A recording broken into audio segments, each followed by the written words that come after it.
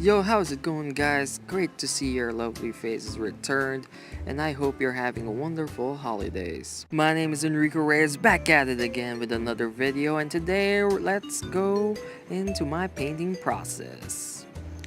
Let's dive in as I paint a fox eating a snake inspired by a photo I just saw on Instagram, and I hope you learned something about it. Ooh, I'm sure you're gonna do. First, I'm just gonna pencil out the image that I want to create because I'm not one of those godlike mutant kids who can just paint out of their own whim. Those kids are geniuses. But so don't worry, I'm no way, shape, or form an expert because you can relate to me. Now that we got the image penciled out, I like to use a fine liner and a brush pen to outline it, to darken the outlines, because that's how I like it when I use watercolor. And speaking of brush pens, I got this new brush pen from Japan, and I bet they're really great because it's your boy Snape using them. Hey! You. I can teach you how to bewitch the man. And speaking of Snape, it was actually my first time watching Harry Potter this year. I know, I live under a rock, probably. But it was a really good experience. I'm glad I did it, because when I was a kid, I did not understand a thing what the hell is going on.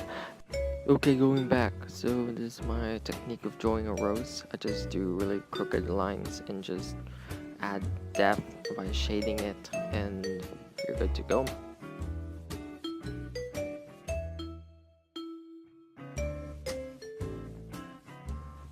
Feel like adding a ton of leaves lately there, like whoa, leaves there, leaves everywhere, like it's a fox and a snake trying to kill each other in a bouquet of flowers.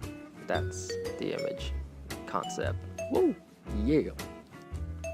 Finally, we are done inking the image. Now let's go to the painting. As Bob Ross said, there are no mistakes, only happy accidents. We don't make mistakes. We have happy accidents. Oh, hell no. Damn it, I thought we don't make mistakes, you're only happy accidents. Damn, I'm gonna cover that up later. So just keep using the neutral tone, neutral orange for this fox. That's how I do it. And then I use the darker tones to add a little depth and shadow for it.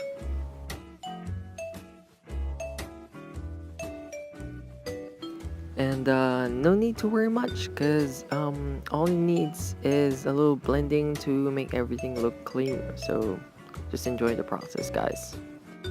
When it comes to blending, I would like to use this shape in my brush to push away the color to give it like this look over there. Yeah, the faded one. Yes, I'll just push it and push. Yes, no colors needed, just water to blend everything. I like to push the color where I want it to be more saturated in. That's why I'm pushing the color near to the dark areas of the fox.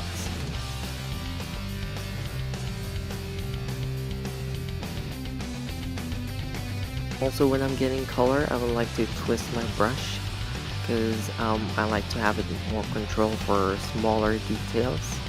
And like the sharper brush you have, the more control for the details you'll get.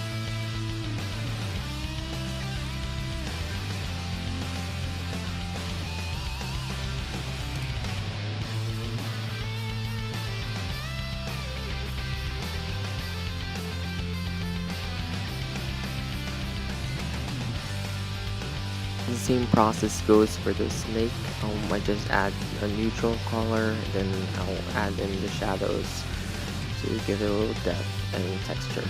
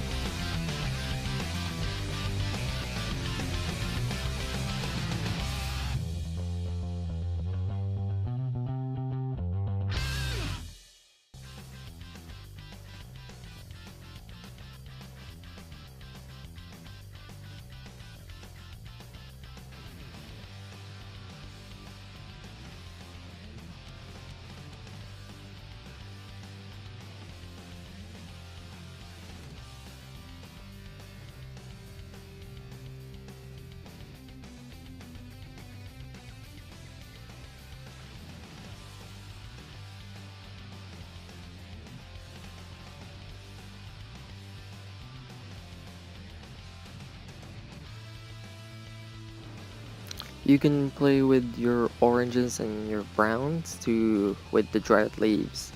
You can use any color like around those shades you want to make a dry leaf, so don't worry about it too much. Finally, adding some highlights that we lost during the painting process, and I hope that we get the same look again as we did before painting it.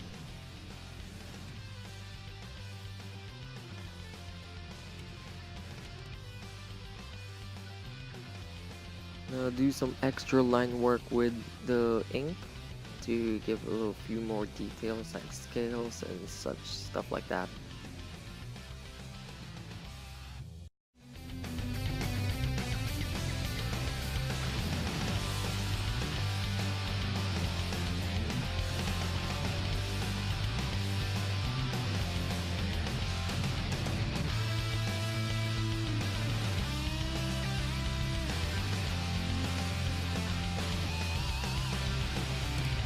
And finally, we're done, guys! Hope you learned something from this painting process, and I hope to see you back again in this channel. And please like and subscribe if you love the content and enjoy it. I'll promise I'll be more consistent sooner or later.